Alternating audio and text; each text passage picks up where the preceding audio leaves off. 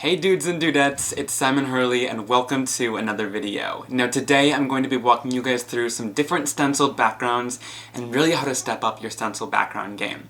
Instead of just stenciling once, I'm going to share 3 different cards using different techniques and different products to really step up each one. It's a little all over the place, but there's tons of tips here to share that I think you guys will love. So without further ado, let's get into it.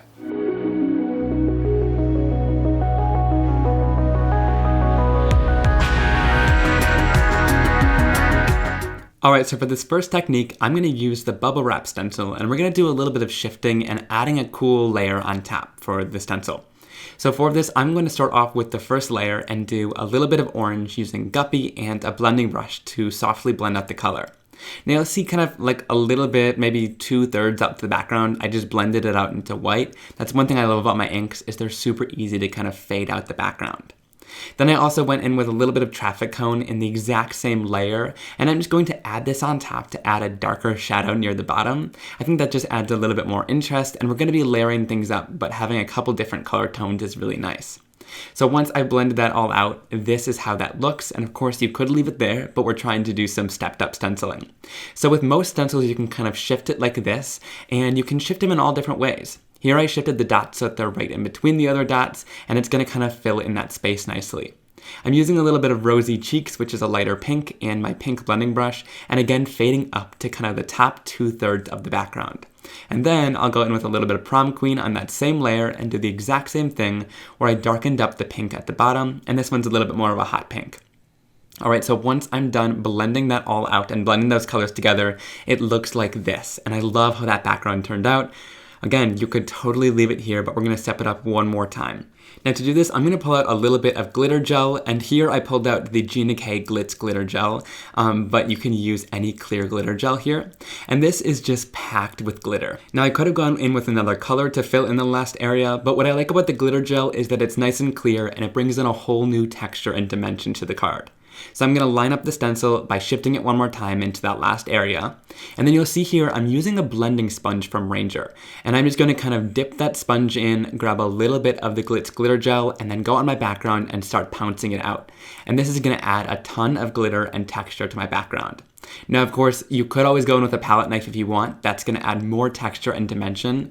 But I like how nice and flat this stays while still adding tons of glitter to the background. And it also dries a lot quicker than if I were to add it with a palette knife because it's a lot thinner of a layer, which I really like. So it's one of my favorite ways to apply a texture paste like this because you get lots of glitter without, too much texture and dry time.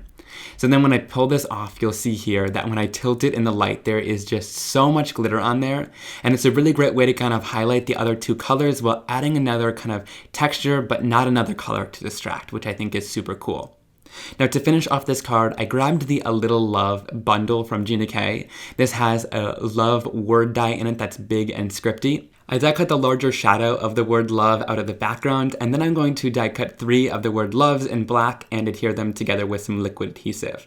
Now here's a tip, when I'm adhering it together and layering these up for some dimension, I go in with my fingers and I kind of pinch together the little letters there on the sides, and that's going to make sure that everything lines up really nicely because you have a little bit of playtime with liquid adhesive like that. I pulled out the stamp set that coordinates from the bundle, and I love that it has so many different sentiments that coordinate with the large word die cut that says love. I stamped down You Friend in a clear sticky ink onto black cardstock, and then heat embossed it with white embossing powder, and I'll just heat it until it's nice and shiny.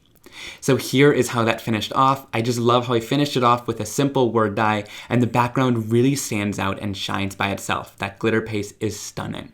So next we're going to do a little bit of highlighted ink blending where we're going to do a little bit of masking. So I'm using Gina K's Masking Magic. I love this masking paper because it holds up nicely to ink and sometimes even a little bit of water without bleeding. Now I'm going to rip it down the card since I'm using a cat stamp set and I wanted it to look like the masked off area was kind of what they scratched. But you could totally use a die cut like a circle or a heart if you want a cleaner look, and that can be the colored area. So I'm just going to take off the backing of my masking paper and line it up onto my card, and any area that I leave unmasked, like that strip down there that kind of has that rip texture, that's what's going to be inked with the colorful layer of ink. So I'm going to go in next with my stained glass stencil and some Simon Hurley Create inks with my blending brushes and go in and blend down that little stripe there. This is going to be the colorful section, so like I said, if you're masking off a heart or a circle, feel free to make that section the colorful area on your card. So I'm just going to go in and quickly blend these together. I just love all the detail in this stained glass stencil. I thought that it looked kind of like a little bit of a wallpaper, so that's why I'm using it for this card. Now once I'm done ink blending, I'll remove my stencil, and then I also want to add a little bit of highlighting. And to do that, I'm going to go in with my regular ink blending sponges. I find that these give a more concentrated color and they're easier to control. And then I can go in with those exact same colors and just darken the edge a little bit. I find that that helps it stand out off the card, and you'll see I do that whenever I want kind of the center to be highlighted. So then I'll go in and peel off the masking paper without having to worry about it ripping my cardstock. I like that it has just enough tack, but it's not going to rip anything, which is super nice. And of course I can save these masks and use them over and over since they're pretty durable. Now I'm going to then go in with that exact same stained glass stencil, and I'm lining it up with the rest of the card with that design that's in the center there. So the design is just going to carry off to the rest of the card. I'm using my light gray woof color with a very light hand because I want to just ink blend the rest of the card with a gray background. Now if you're doing a gray or a light color like this and you want it to be super soft, go lighter than you would even think. You can see I checked there. It doesn't look like much ink when you're blending it, but trust me, when you remove that stencil, it looks really nice. So when I shifted that stencil, it didn't cover the whole card, so all I'm going to do is shift it one more time, line it up with that design again, which is pretty easy to do, and then just finish off that bottom section and blend it all together. So I love how this turned out, where that center section is the part that's highlighted, and then you have that background that's the same continued design that continues with that gray color, which I think is super cool. So then I'm going around the edges, and again, I want to kind of draw your attention to the center, and to do that, I'm just going in with my blending tool and that same color woof and just blending out the edges. So we're going back in time a little bit here. The background wasn't completely done when I did this, but I'm pulling out the Cool Cat stamp set and figuring out which image is going to work the best. If I'm testing out an image or a sentiment, I'll pull out the clear sheet with all the stamps on it and hold it over top of my card. So I found this image that I really liked. I'm going to stamp it down in jet black archival ink, and there's also an image of the back of it in the stamp set too that's a mirror image. So if you want to make a shaker or a spinner, you totally can. Now I'm going to do a little bit of coloring here. I won't show you it all, but I want to give you a couple different tips. One of my favorite things to do is go in with just a regular paintbrush, my water, and my Simon Hurley Create inks that are laid down onto my craft sheet so I can do some coloring. I start off with the first layer with lots of water and that ink, and then I'll go back into the ink with a little bit less water on my brush to add some darker color, and this really helps get a controlled look. It helps still add that light wash of color first, and then go in with a darker color at the end. Now, I always recommend too that before you lay down any color, you go in with a little bit of water on your brush first. This is going to help that first layer not directly sink into your cardstock. It'll give it a little bit more time to move and blend on the surface of your cardstock before it dries into the surface, which I find to be super helpful. And when I've given that tip, a lot of people find it really nice for watercoloring. And then again, I'll go in with less water on my brush and add that darker yellow color in wherever I want any shadows. So I colored both sides of the cat like that, and then I'm going to add it onto the card using some foam tape and lining it up so that it looks like it was scratching that area, making it colorful. So then I'm going to grab that same Cool Cat stamp set, and again I'm holding it over top to see which sentiment's going to fit the best. I ended up going with the Meow sentiment, and with photopolymer stamps you can bend them onto your acrylic block. So I bent the sentiment so that it would go right around my cat and fit in there nicely. So that's a super helpful tip if you need things to kind of move or get curved to kind of add a little bit of interest. Now once I'm done stamping that though, I'm going to remove it from the acrylic block and put it right back in the packaging straight so that it doesn't get deformed by sitting curved too long on the block. Then once I'm done, I'm going to also add a little bit to the inside of the card. So I'm taking that same stained glass stencil, I'm going to ink blend it with a little bit of Psych coming in from the corner edge, and then once I'm done, I'll add the cat down onto there as well. So that just created a nice grounding point for the cat. And then I'm going to stamp down the next sentiment that says, "We need to hang out soon."